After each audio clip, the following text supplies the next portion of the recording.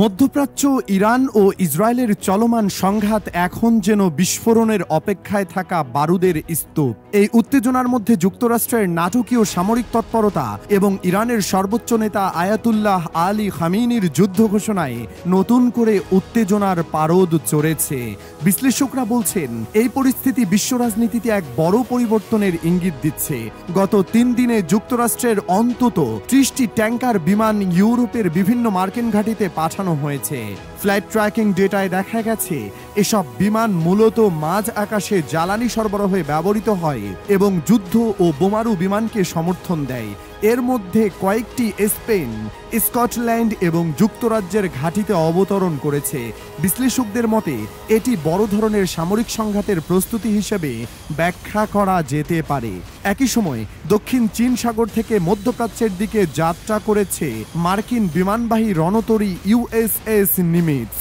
এর পূর্ব নির্ধারিত ভিয়েতনাম সফর বাতিল করে হঠাৎ এ মোতায়েন অনেক প্রশ্নের জন্ম দিয়েছে। হ্যানয়ের মার্কিন দূতাবাস একে জরুরি আভিযানিক প্রয়োজন হিসেবে উল্লেখ করেছে। এই রণতরীতে রয়েছে একাধিক যুদ্ধ বিমান এবং গাইডেড মিসাইল ডিস্ট্রয়ার, যা বড় পরিসরে লড়াইয়ের জন্য প্রস্তুত। বিশেষজ্ঞদের আশঙ্কা, যুক্তরাষ্ট্র ইরানের ভূগর্ভস্থ পারমাণবিক স্থাপনা ফোর্দোতে হামলার পরিকল্পনা করছে।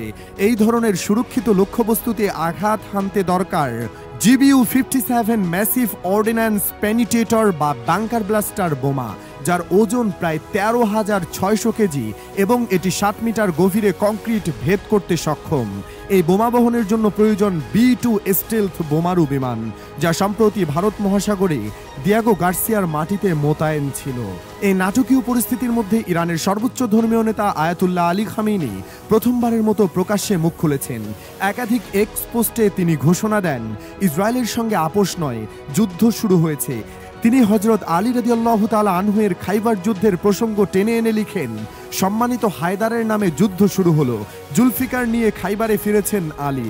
পোস্টের সঙ্গে যুক্ত করেন একটি আগুন এবং জ্বলন্ত শহরের ছবি এবং কোরআনের আয়াত, যাতে ছিল দৃঢ় প্রত্যয়, ইসলামিক রিপাবলিক জয়ী হবে। অন্যদিকে ইসরায়েলি প্রধানমন্ত্রী নেতানিয়াহু ও প্রতিরক্ষা মন্ত্রী কাজ খোলাখুলি হুঁশিয়ারি দিয়েছেন, খামেনির মৃত্যু ছাড়া সংঘাত শেষ হবে না। এমনকি মার্কিন প্রেসিডেন্ট ডোনাল্ড ট্রাম্প পর্যন্ত জানিয়েছেন, খামেনির অবস্থান সম্পর্কে তারা অবগত এবং ধৈর্যের সীমা ছাড়িয়ে যাচ্ছে। বিশ্লেষকদের মতে এই বিস্তৃত সামরিক তৎপরতা হয় সরাসরি যুদ্ধের প্রস্তুতি, নয়তো ইরানকে কূটনৈতিক আলোচনায় চাপ দেওয়ার কৌশল। যুক্তরাজ্যের RUSI থিঙ্ক ট্যাঙ্কের বিশ্লেষক জাস্টিন ব্রঙ্ক বলেন, যুক্তরাষ্ট্র যে একটি বড় যুদ্ধ পরিস্থিতির জন্য প্রস্তুতি নিচ্ছে তা এই তৎপরতাতেই স্পষ্ট।